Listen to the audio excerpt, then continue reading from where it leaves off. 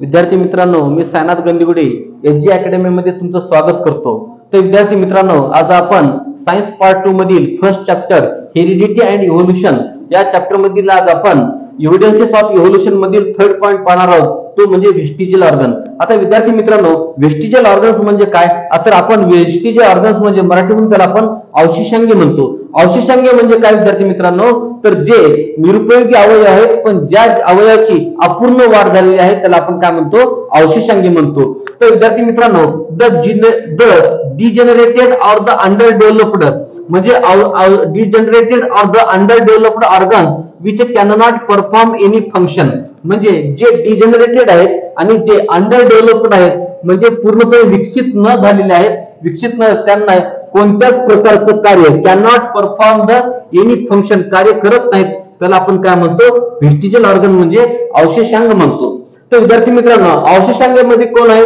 Existing organs undergo gradual changes during the evolutionary process. आता विद्यार्थी मित्रांनो, हे जे ग्रॅज्युअल ह्याच्यामध्ये काय झालं? व्हेस्टिजियल ऑर्गन मध्ये ग्रॅज्युअल चेंजेस म्हणजे थोडा बहुत बदल झाला आणि हे जो बदल आहे तो कुठे झाला? इव्होल्युशनरी प्रोसेस म्हणजे उत्क्रांतीविषयी प्रक्रियेमध्ये झाला।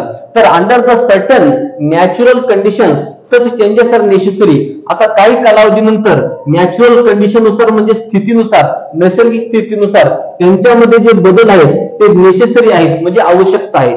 तर विद्यार्थी मित्रांनो, due to the natural selection such as the structure undergo degeneration and after a very long time span they vanishes म्हणजे हे जे नॅचरल नैसर्गिकरित्या त्यांचं जे सिलेक्शन झालेलं आहे ते जे स्ट्रक्चर आहे त्या प्राण्याचं रचना आहे आणि ती रचना काही कालावधीनंतर म्हणजे आफ्टर अ लॉंग टाइम म्हणजे काही बऱ्याच कालावधीनंतर ते काय झाले? त्यांचे स्पॅन दे व्हॅनिश म्हणजे ते संपुष्टात आलेले आहेत। तर विद्यार्थी मित्रांनो, आता आपल्याला बघायचं अपेंडिक्स।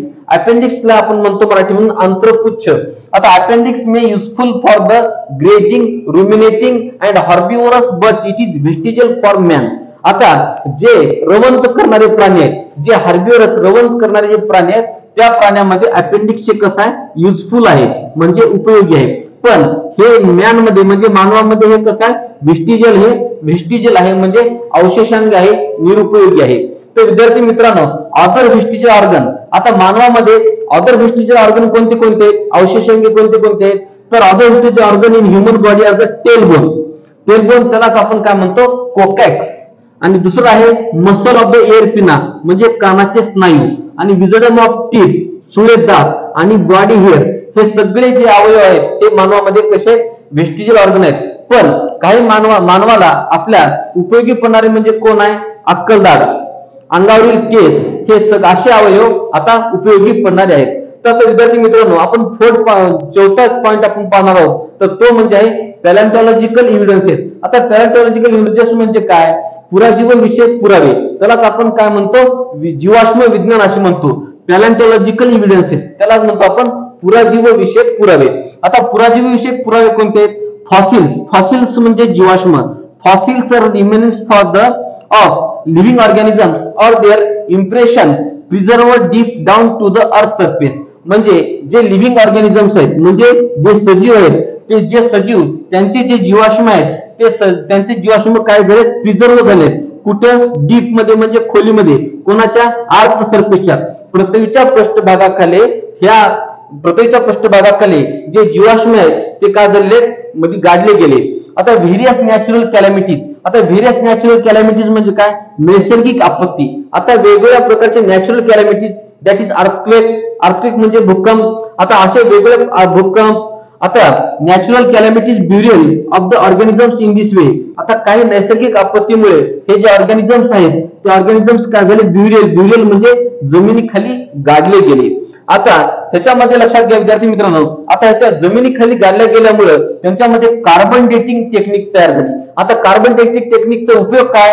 आता मला सांगा, understand the age of the fossil. आता कार्बन डेटिंग टेक्निक आपण कुठे वापरतो? एज ऑफ द फॉसिल म्हणजे जे जीवाश्म गाडले गेलेत त्यांचं एज करण्यासाठी आपण कोणाचा वापर करतो? आपण कार्बन डेटिंग टेक्निकचा आपण वापर करतो।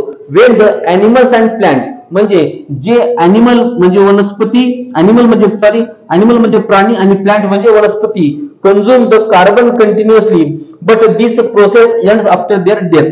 म्हणजे मला सांगा, वनस्पती काय करतो, आतमध्ये कार्बन डायऑक्साईड घेतो, बाहेर ऑक्सिजन सोडतो. प्राणी काय करतात, आतमध्ये ऑक्सिजन घेतात, बाहेर कार्बन डायऑक्साईड सोडतात.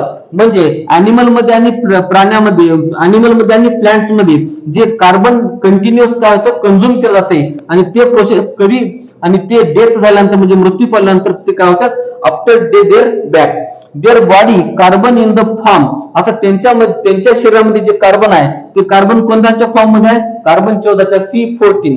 The undergoes continuous decaying process आणि C12 is the not radioactive. आणि C12 हे कोणती प्रोसेस आहे, नॉट रेडिओएक्टिव्ह प्रोसेस आहे. तर विद्यार्थी मित्रांनो, हे झाले एव्हिडन्सेस ऑफ इव्होल्यूशन.